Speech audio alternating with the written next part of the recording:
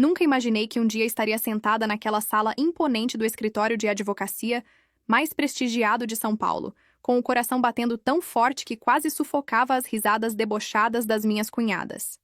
Eu, Cecília Santos, a professora de literatura que ousou se casar com o filho caçula de um dos empresários mais bem-sucedidos do país.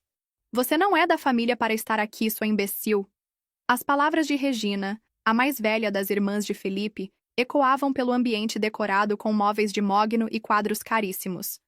Mantive minha postura ereta na cadeira de couro, sustentando um sorriso sereno que só aumentava a irritação delas. 15 anos antes, quando conheci Felipe numa feira literária onde eu trabalhava como organizadora, jamais pensei que aquele rapaz tímido, carregando uma pilha de livros de poesia, fosse me conduzir a uma realidade tão diferente da minha. Filha de professores da rede pública, cresci valorizando educação e trabalho árduo acima de qualquer coisa. O casamento foi íntimo, contra a vontade da família dele. Um Almeida se casando numa cerimônia simples, que vergonha! Ouvi Regina comentar durante a recepção. Mas Fernando, meu sogro, surpreendeu a todos ao me abraçar calorosamente e dizer: "Bem-vinda à família, minha filha." Enquanto Regina e Beatriz, as duas filhas, gastavam fortunas em boutiques de luxo e viagens internacionais, eu continuei lecionando e, nas horas vagas, ajudava Fernando com a administração das empresas. Ele adorava me ouvir falar sobre literatura durante nossos almoços de domingo, e, aos poucos, começou a me ensinar sobre os negócios da família. "Você tem algo que minhas filhas nunca desenvolveram, Cecília," ele me disse certa vez, seus olhos azuis brilhando com sabedoria. "Você entende o valor real das coisas." Quando ele adoeceu, fui a primeira a reorganizar meus horários na escola para acompanhá-lo nas consultas. Regina e Beatriz sempre tinham compromissos mais importantes: um spa na Suíça, um cruzeiro pelo Mediterrâneo. Felipe, absorvido pelo trabalho no escritório de advocacia, confiava em mim para cuidar do pai. Agora, sentada naquela sala, observava o advogado Dr. Mendes organizar uma pilha de documentos sobre a mesa de reuniões. Regina cochichava algo no ouvido de Beatriz, que me lançava olhares de desprezo por cima de sua bolsa Hermès.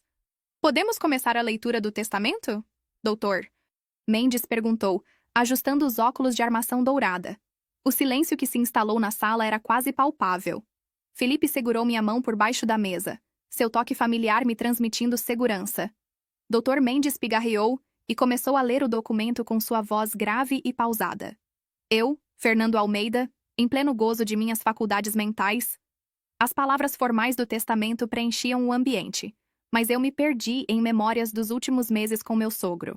Lembrei-me das tardes em que líamos juntos os relatórios financeiros em seu escritório da mansão no Morumbi, enquanto ele me explicava pacientemente as nuances dos negócios. Das noites em que, durante suas internações, eu ficava ao seu lado lendo Machado de Assis, seu autor favorito, enquanto ele sorria, mesmo debilitado. "A minha filha Regina Almeida Torres." A voz do advogado me trouxe de volta ao presente. Regina ajeitou-se na cadeira, seu sorriso presunçoso iluminando o rosto coberto de maquiagem cara. "Deixo a casa de veraneio em Guarujá e uma renda mensal vitalícia." O sorriso de Regina vacilou ligeiramente. Ela esperava mais, muito mais. "A minha filha Beatriz Almeida Mendonça, deixo o apartamento em Paris e também uma renda mensal vitalícia." Beatriz deixou escapar um ruído de indignação. "Só isso?" sussurrou para a irmã. "Doutor." Mendes continuou, imperturbável. "Quanto aos meus negócios, após profunda reflexão e observação ao longo dos anos, determino que a administração do Grupo Almeida ficará sob a responsabilidade de minha nora, Cecília Santos Almeida." O ar pareceu ser sugado da sala. Regina levantou-se bruscamente, sua cadeira arrastando com um som estridente no piso de mármore. "Isso é um absurdo! Uma professora vai administrar um império?" Sua voz tremia de fúria. Papai não estava em seu juízo perfeito. Dr. Mendes ergueu a mão, pedindo silêncio.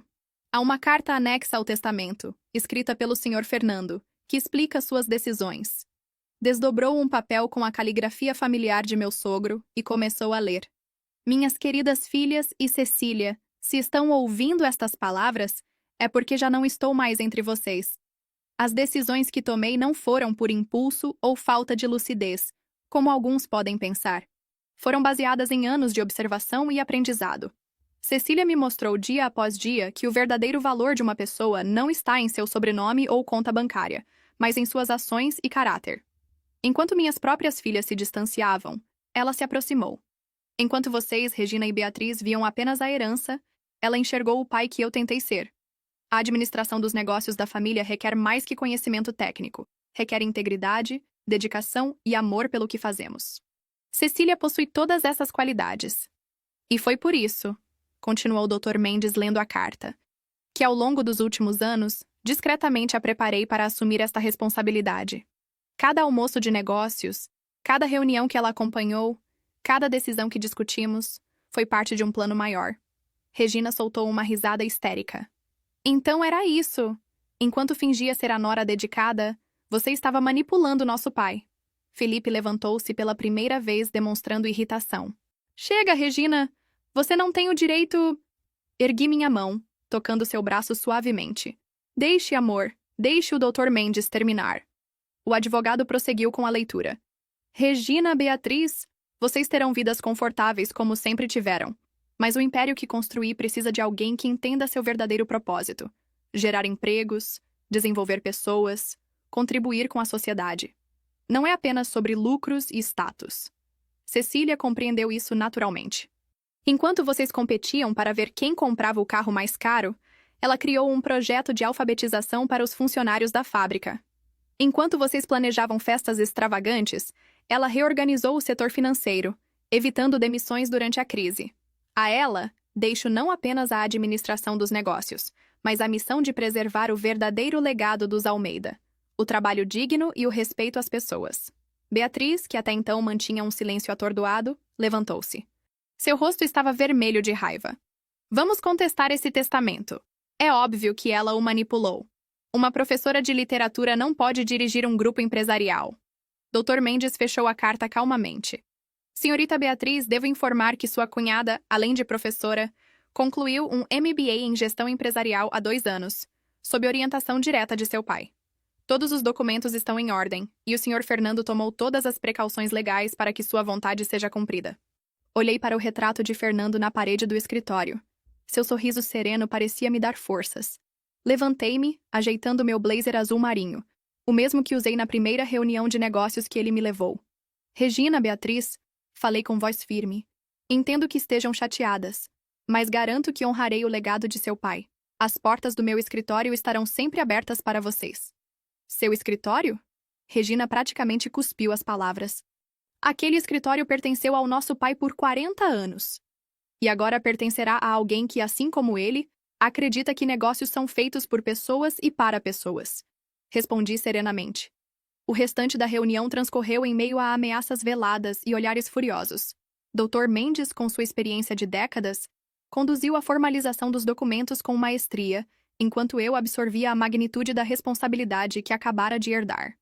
Ao sair do escritório, a luz dourada do fim de tarde paulistano banhava os prédios espelhados da Avenida Paulista. Felipe me abraçou ali mesmo, na calçada movimentada. Você está pronta para isso, meu amor, sussurrou em meu ouvido. Papai sabia exatamente o que estava fazendo. Naquela noite, sozinha no escritório que agora era meu, percorri com os dedos a antiga mesa de mogno. Nas paredes, além dos diplomas e certificados, havia fotos que contavam a história dos Almeida. Fernando jovem, inaugurando sua primeira fábrica, ao lado de funcionários, em formaturas de programas de capacitação. Abri a gaveta superior e encontrei um envelope com meu nome, escrito à mão. Dentro havia outra carta. Querida Cecília, se está lendo isto, significa que você já sabe sobre minha decisão. Imagino o peso que deve estar sentindo sobre seus ombros agora. Mas quero que saiba. Você já carrega este fardo há muito tempo, mesmo sem perceber. Foi você quem me mostrou que estava errado em muitas coisas. Que mimo e dinheiro não constroem caráter. Vi em você a filha que sempre sonhei ter. Não pela obediência ou adulação, mas pela coragem de me confrontar quando necessário, sempre com respeito e sabedoria. Lembra-se daquela vez em que você questionou nossa política de demissões? Por que não tentamos realocar essas pessoas primeiro? Você perguntou. Sua sugestão economizou milhões e, mais importante, preservou famílias. O Grupo Almeida não precisa de mais um executivo frio. Precisa de alguém com sua humanidade, sua visão social e, principalmente, sua integridade. Nos próximos dias, muitos questionarão minha decisão. Dirão que você não tem experiência suficiente, que é muito jovem, que é apenas uma professora. Deixe que falem. Você tem algo que não se aprende em nenhuma faculdade de administração. Sabedoria para liderar com o coração, sem perder a razão. Use bem o que lhe ensinei sobre negócios, mas nunca deixe de ser quem você é. A professora que acredita no poder transformador da educação, a mulher que vê além dos números em uma planilha. Com amor e confiança, Fernando. Lágrimas silenciosas corriam pelo meu rosto quando terminei de ler. Guardei a carta cuidadosamente e me dirigi à janela. Lá embaixo, as luzes da cidade cintilavam como estrelas terrenas. Tantas vidas conectadas aos negócios que agora estavam sob minha responsabilidade. Os primeiros meses na presidência do Grupo Almeida foram intensos. Como Fernando previu, enfrentei resistência de todos os lados.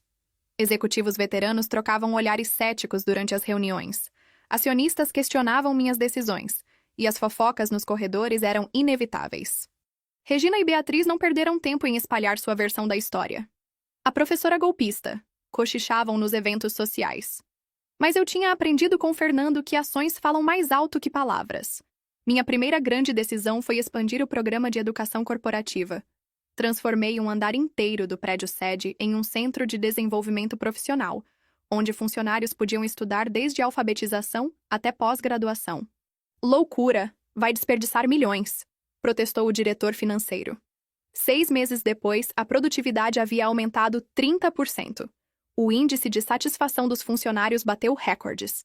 E quando a revista Negócios em Gestão publicou uma matéria sobre nossa iniciativa, outros grupos empresariais começaram a copiar o modelo. Numa manhã de segunda-feira, Regina apareceu sem aviso no meu escritório. Estava diferente. Sem o costumeiro ar de superioridade, parecia menor em seu terninho de grife. "Preciso falar com você", disse, sentando-se sem ser convidada. "É sobre a Beatriz." Minha cunhada mais nova havia mergulhado em uma espiral de gastos depois da leitura do testamento. Os jornais de fofoca não perdoavam. "Herdeira dos Almeida à beira da falência", estampavam as manchetes. "Ela está destruindo a própria vida", Regina admitiu, sua voz quebrando. "O dinheiro da herança, ela já gastou quase tudo. Está afundada em dívidas." Abri a gaveta e peguei um arquivo que havia preparado semanas antes, antecipando esse momento. "Aqui está um plano de reestruturação financeira para Beatriz", expliquei. "Inclui uma posição no conselho da Fundação Almeida de Educação, se ela estiver interessada." Regina me olhou surpresa. Você já tinha pensado nisso?" "Seu pai me ensinou a sempre ter um plano B", respondi com um pequeno sorriso. "E também me ensinou que família é família, mesmo quando não agem como tal." Pela primeira vez em 15 anos vi lágrimas nos olhos de Regina. "Nós fomos tão cruéis com você." "O passado é passado", interrompi suavemente. "O que importa é o que fazemos daqui para frente." Naquela tarde, após Regina sair, fiquei contemplando a foto de Fernando na parede. "Tinha razão, sogro", murmurei. Às vezes, a maior herança que podemos deixar não é o dinheiro, mas a chance de transformar vidas, inclusive as nossas próprias. 1 ano se passou desde a leitura do testamento. O Grupo Almeida não apenas sobreviveu à transição, mas prosperou sob uma gestão que mesclava eficiência empresarial com responsabilidade social. Beatriz aceitou o cargo na fundação e, para a surpresa de todos, descobriu uma vocação genuína para projetos educacionais. Regina, aos poucos, começou a participar das reuniões do conselho, trazendo contribuições valiosas com sua experiência no mercado de luxo. Em uma tarde de sexta-feira, organizei um evento especial na fábrica mais antiga do grupo. Era a formatura da primeira turma do programa de alfabetização de adultos. Projeto que havia iniciado informalmente anos antes, quando ainda era apenas a professora que se casou com o filho do dono. Dona Maria, uma funcionária de 63 anos que trabalhava na limpeza há décadas, foi escolhida como oradora da turma. Suas mãos calejadas tremiam enquanto segurava o discurso que ela mesma escrevera. "Quando eu era pequena", ela começou, "meu pai dizia que gente pobre não precisava de estudo. Hoje, aos 63 anos, posso ler as histórias que meus netos trazem da escola. Posso assinar meu nome com orgulho. Posso sonhar com um futuro diferente." Da primeira fila, vi Regina discretamente enxugar uma lágrima. Beatriz, ao seu lado, sorria genuinamente. Um sorriso que me lembrava muito o de Fernando. Após a cerimônia, enquanto os formandos celebravam com suas famílias, encontrei uma foto antiga em um mural. Era eu, 10 anos mais jovem, dando aulas voluntárias depois do expediente. Fernando estava ao fundo, observando com aquele seu sorriso característico. Felipe me abraçou por trás, contemplando a mesma imagem. Ele sabia, não é? Sussurrou. Desde aquela época, ele já sabia que você seria a escolhida. Não, respondi, tocando suavemente a foto. Ele não me escolheu por ser a mais inteligente ou a mais capacitada. Ele me escolheu porque viu que eu entendia o verdadeiro significado de sua herança. Não era sobre dinheiro ou poder, era sobre transformar vidas. Naquela noite, sozinha no escritório que um dia foi de Fernando, escrevi em meu diário. A verdadeira herança não está nos bens que recebemos, mas no que escolhemos fazer com eles. Regina e Beatriz precisaram perder tudo para encontrar seus verdadeiros valores. Eu precisei herdar um império para confirmar que minha verdadeira vocação sempre foi ensinar, seja numa sala de aula ou numa sala de reuniões. Fernando não me deixou apenas uma empresa. Ele me deixou uma missão: provar que é possível fazer negócios com alma, que sucesso e humanidade não são mutuamente excludentes, que a maior riqueza que podemos construir é a capacidade de transformar realidades. E talvez essa seja a maior lição que aprendi. Às vezes, precisamos perder a batalha do orgulho para vencer a guerra do propósito. Regina e Beatriz não são mais minhas inimigas. São parceiras numa jornada de transformação que apenas começou. Afinal, como Fernando sempre dizia, o verdadeiro legado não está no que possuímos, mas no que construímos juntos. Fechei o diário e olhei pela janela. A cidade brilhava lá fora, cheia de histórias esperando para serem transformadas. E agora, eu sabia que estava exatamente onde deveria estar. Não como a intrusa que um dia fui chamada, mas como a guardiã de um legado que ia muito além de fortunas e empresas. Era o legado da dignidade, do trabalho com propósito, da transformação através da educação. E esse ninguém poderia contestar.